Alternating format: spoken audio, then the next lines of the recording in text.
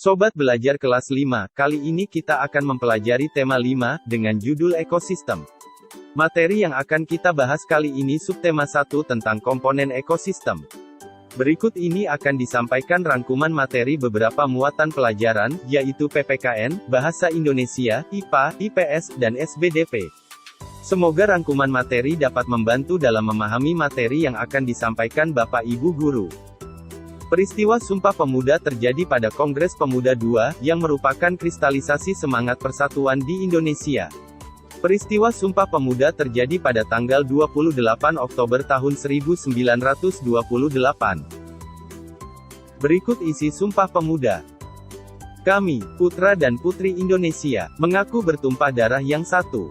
Tanah air Indonesia, kami, putra dan putri Indonesia, mengaku berbangsa yang satu. Bangsa Indonesia, kami, putra dan putri Indonesia, menjunjung bahasa persatuan. Bahasa Indonesia. Menjaga keutuhan Negara Kesatuan Republik Indonesia, adalah tugas seluruh rakyat Indonesia. Bangsa Indonesia harus selalu bersatu mempertahankan keutuhan wilayah NKRI. Pokok pikiran adalah ide utama dari sebuah paragraf.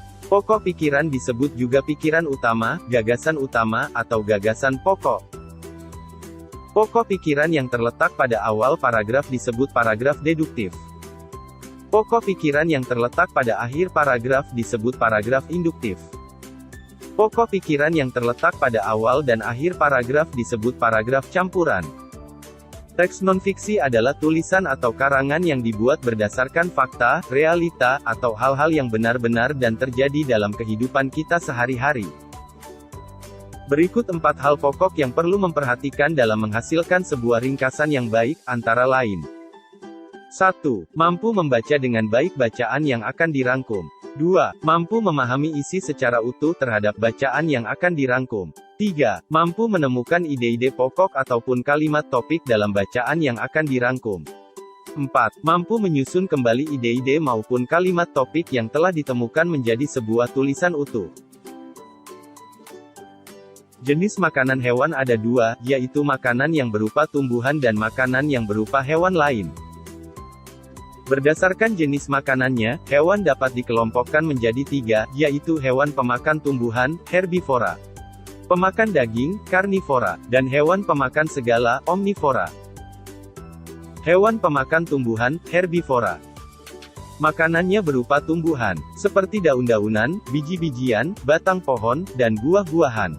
Mempunyai gigi geraham yang lebar. Pada umumnya, hewan pemakan tumbuhan ini tidak memiliki gigi taring yang tajam seperti hewan pemakan daging. Beberapa herbivora berkaki 4, contoh sapi, kerbau, kambing, kuda, rusa, dan domba. Jenis burung yang tergolong herbivora misalnya merpati, tekukur, dan burung gereja.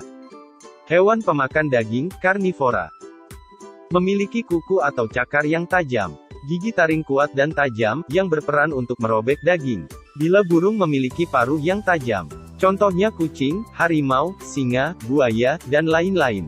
Jenis burung yang tergolong herbivora misalnya elang, burung hantu dan lain-lain. Hewan pemakan segala, omnivora. Memakan tumbuhan dan daging. Memiliki pencernaan yang kompleks. Memiliki gigi yang tajam pada bagian depan. Memiliki gigi yang datar pada bagian belakang. Contohnya musang, tikus, rakun, kera dan lain-lain. Jenis burung yang tergolong herbivora misalnya ayam, burung jalak, dan lain-lain. Daur hidup adalah proses perubahan bentuk tubuh makhluk hidup sepanjang hidupnya. Daur hidup hewan dimulai dari telur atau bayi hingga menjadi hewan dewasa atau imago. Secara umum daur hidup hewan dibedakan menjadi 2 macam, yaitu 1. Daur hidup hewan tanpa metamorfosis. Contohnya ayam, kucing, sapi, kambing, kelinci, dan lain-lain.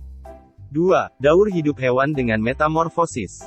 Contohnya kupu-kupu, lalat, lipas, capung dan katak. Metamorfosis merupakan perubahan bentuk hewan secara bertahap setelah lahir atau menetas hingga dewasa. Metamorfosis pada hewan dibedakan menjadi 2, yaitu 1. Metamorfosis sempurna, yaitu metamorfosis yang melalui 4 tahapan, telur, larva, pupa atau kepompong, dan imago. Contohnya antara lain, kupu-kupu, katak, lalat, dan nyamuk. 2. Metamorfosis tidak sempurna, yaitu metamorfosis yang hanya melalui 3 tahapan, yaitu, telur, nimfa dan imago. Bisa dikatakan metamorfosis tidak sempurna tidak mengalami tahapan pupa atau kepompong. Contohnya antara lain, jangkrik, lipas, capung, belalang.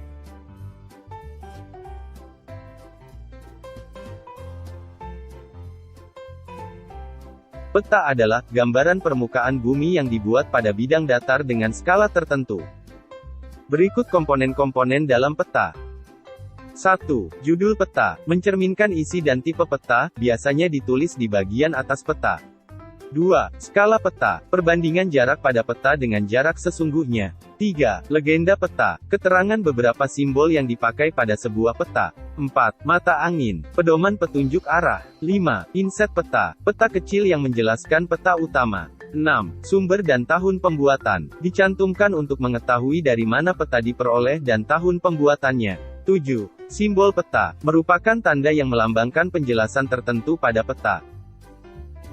Berikut simbol warna pada peta, yaitu hijau, menggambarkan dataran rendah, kuning, menggambarkan dataran tinggi, coklat, menggambarkan pegunungan dan bukit, biru, menggambarkan perairan, putih, menggambarkan daerah bersalju.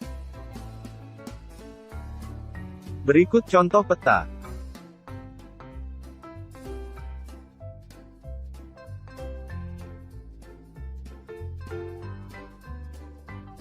Tangga nada adalah urutan berjenjang dari nada dasar.